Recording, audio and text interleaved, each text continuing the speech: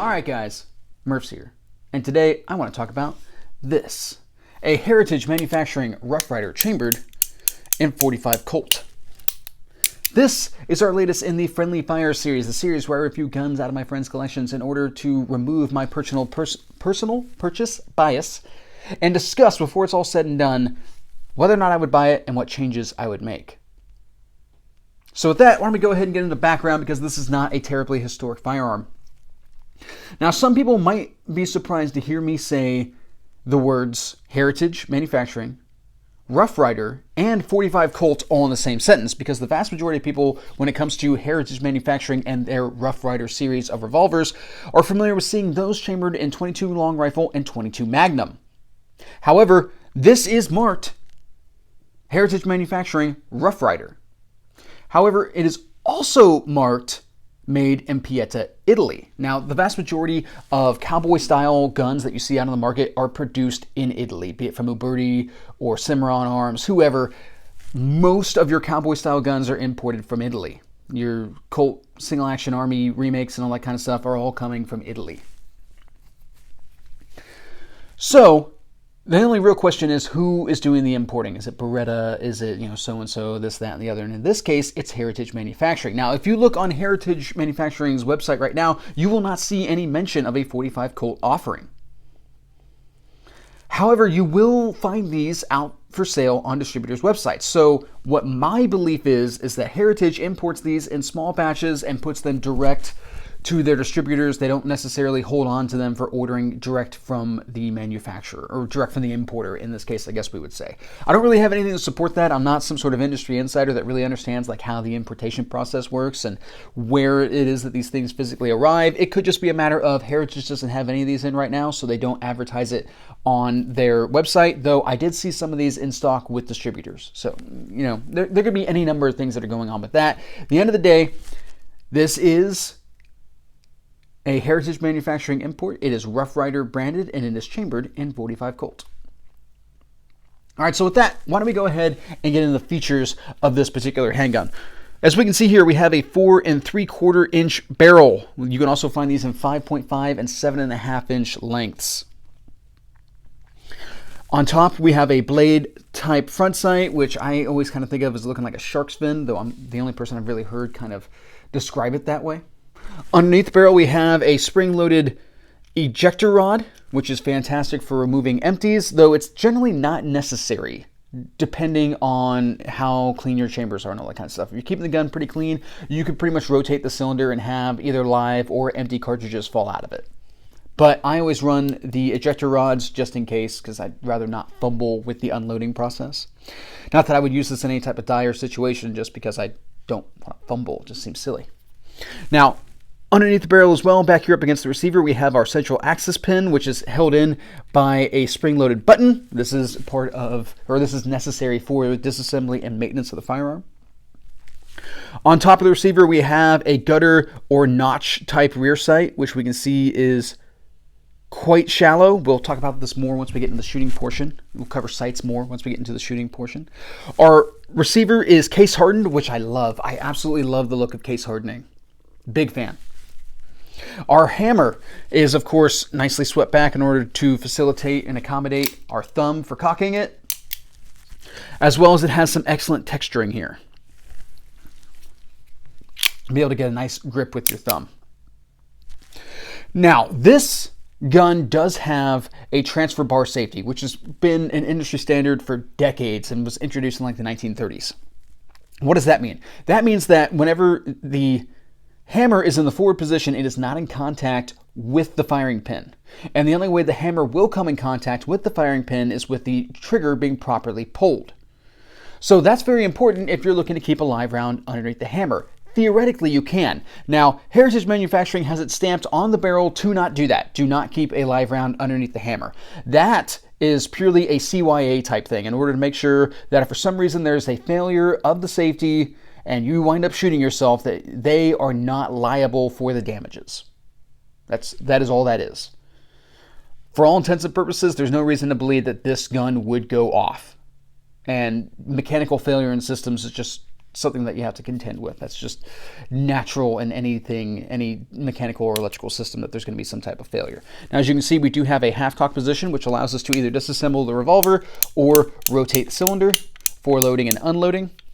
Now, on a lot of these types of guns, like die-hard collectors or like guys who are really looking for that super authentic Colt style handgun, you know, a Peacemaker remake, they will look for the 4-position or the 4 clicks whenever you're cocking it, which this gun does not have. This only has 3.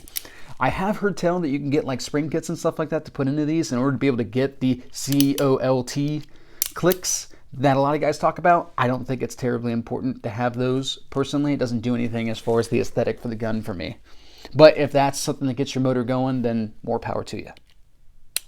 Now, we also have our side loading gate right here in order to be able to open up the chambers so that we can either insert live rounds or eject empties and live should we be unloading. This is a 6-round capacity revolver. We have those nice clicks every time we put it to half cock and turn the cylinder. Our trigger, let's go ahead and talk about this real quick.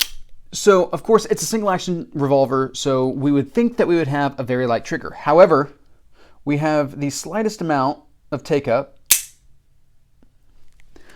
followed by a kind of stiff wall into a break. This is not my most favorite single action trigger that I've ever encountered. And we'll talk about that more once we get into the shooting portion. Now, our grips are these Cocobolo grips that are kind of a staple of the Heritage manufacturing line. There's not a whole lot of texturing or anything like that. They're relatively hand-filling. They're not like super big, but they're also not super skinny either. They're kind of like a good middle ground. All right, guys. I think that pretty much covers features. How does it shoot?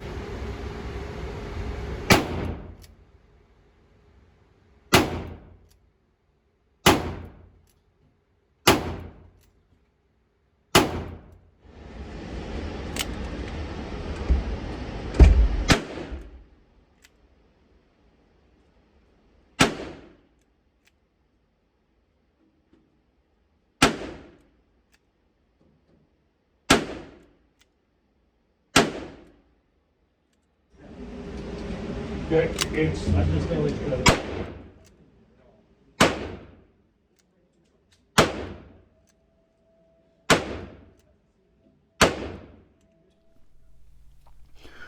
All right, so let's go ahead and talk about these sights real quick when it comes to shooting. So there's no contrast with these sights. See if I can get this set up in such a way that you guys can see down them. This is difficult to do in reverse, but as you can see there's not a lot of contrast. They don't really stand out from one another, and they're not terribly fine sights. That front sight is not thin, it's very thick. It takes up a lot of the rear sight channel, and the rear sight channel, of course, is very shallow. So it's kind of difficult to take a fine bead on whatever target it is that you're lining up on at the time. That's just something you have to contend with this style of revolver. For the age of this handgun, that's completely within expectations. Now, what I found also with the size of these grips was that I kind of had to change my relationship with the amount of finger that I used in order to fire the gun. We're using the normal amount of finger that we would recommend, being just forward of the bend of my finger here.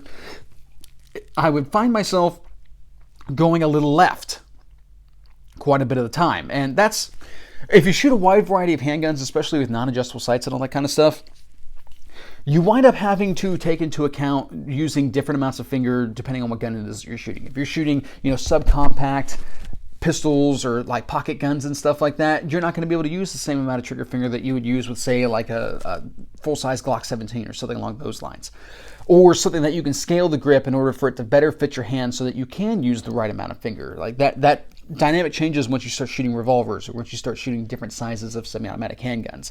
When you take biomechanics into account, you have to, contend with the length of someone's fingers, the size of someone's hand, and then the grip that they're trying to wrap around. The general consensus that you should use just forward of this bend is kind of the starting point, not necessarily where you end up at. So that was something that I had to contend with while shooting this firearm, as well as the trigger. Now, I am no trigger snob by any means, and this trigger is perfectly serviceable for what the vast majority of people are out there trying to do with it. However, I spend a lot of time trying to shoot super fine groups, but quickly, like as fast as I could get on the sights with this particular handgun, because that's what I like to do in a lot of my training, is shoot at very small targets. In this case, I was shooting at 2-inch square targets, with the goal being to try to stack as many of those hits within the 2-inch square as I could. And what I would consistently find as I increased the pace trying to stack those hits was that I would wind up with some flyers. And I do kind of have to blame that wall in this case, which would cause just a little bit of a jump in the sights at the time that the shot was trying to break. Now, was it something that I couldn't contend with? No, oh no. That's not what I'm saying at all. I could shrink those groups down quite a bit if I just took some time with the trigger, which is one of the key things that you have to take into account with any amount of shooting that you're doing. Sometimes you have to take into account that perhaps you have a little bit heavier trigger, and you're going to have to be more mindful of your trigger manipulation in order to be able to get those super tight groups. So I did get some fairly decent groups out of this handgun whenever it is that I really bared down on it and did my part.